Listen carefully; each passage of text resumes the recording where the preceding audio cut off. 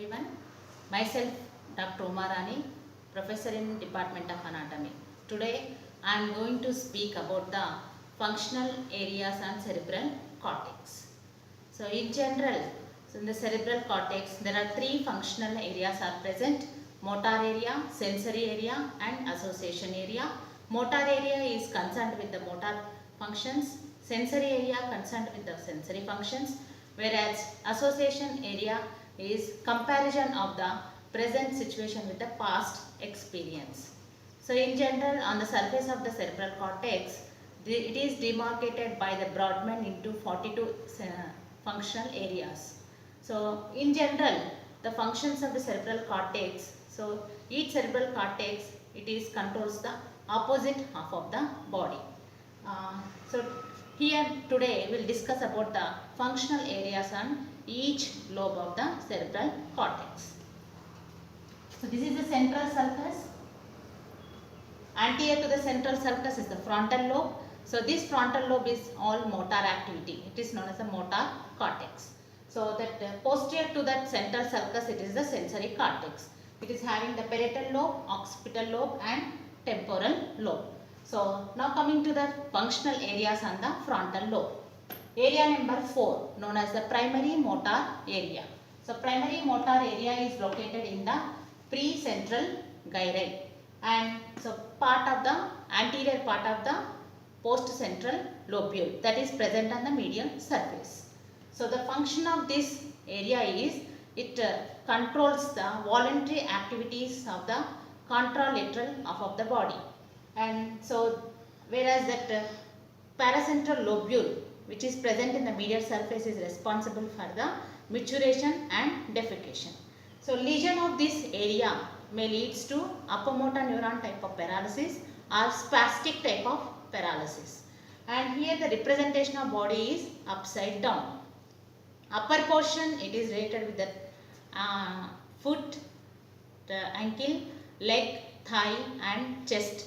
Then whereas the lower portion it is related to the head, neck and fingers, face. So this is about the primary motor area, that is area number 4. So next the premotor area, that is area number 6. It is located in the posterior part of frontal, middle and inferior. So superior, middle and inferior frontal gyri. So the premotor area, it is the area number 6. So it is mainly concerned with the cortical area of extrapyramidal system.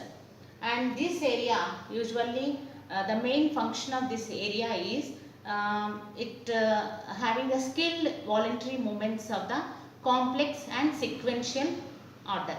So example, to pick a book from the table, there is a contraction of shoulder muscle, posterior compartment of the forearm muscle, whereas the wrist muscles, wrist joint muscles and finger movements. So these are all should be contracted in sequence, in order.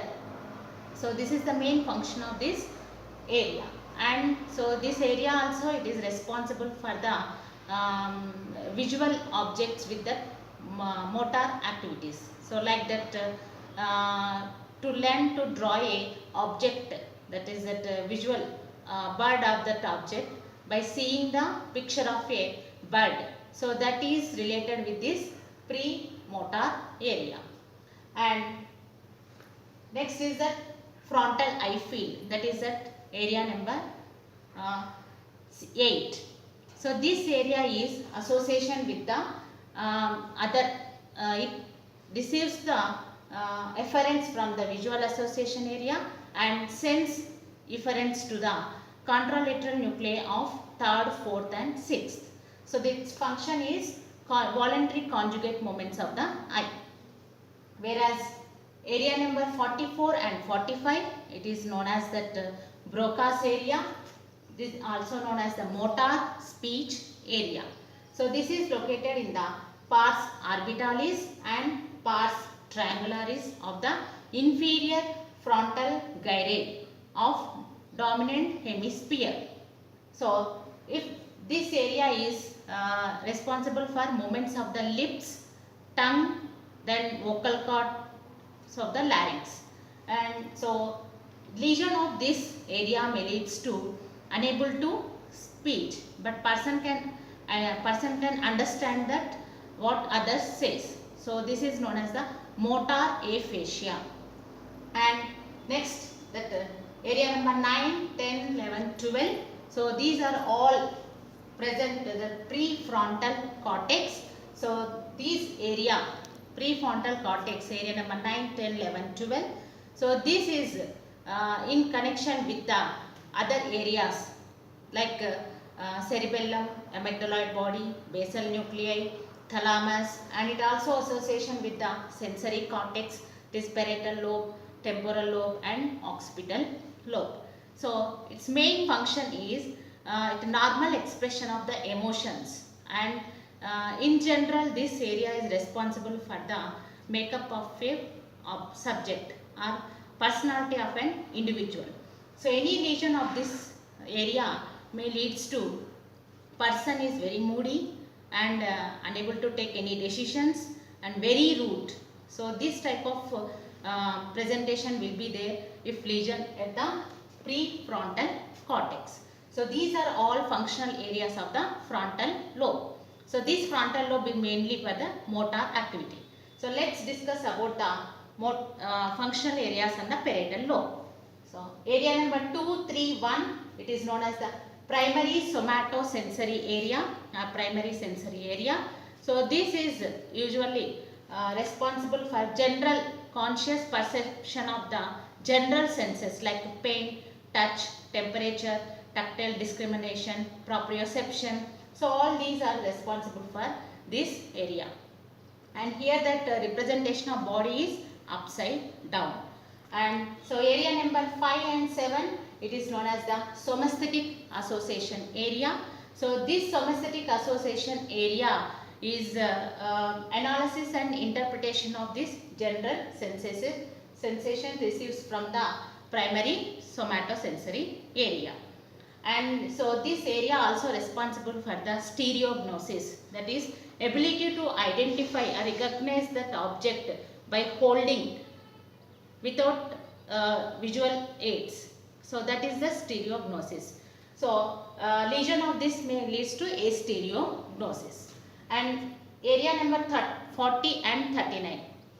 So these 40 and 39 areas are known as the when sensory speech area, also known as that Wernicke's area. So this sensory speech area, usually the person understand that unable to understand that written and spoken words. So this is about the sensory speech area. And coming to that primary visual area, it is 17. This is the occipital lobe, and this is known as the visual cortex. So area number 17 known as the primary visual area. This receives and perceives the visual information. It concerned with that form, size, color, illumination and movements of the object. And whereas 18 and 19 is visual association area. So this area is responsible for the analysis and interpretation of this primary visual area. Then it has a connection with the thalamus and primary visual area. And this area is this information is pertaining to that recognition of that object.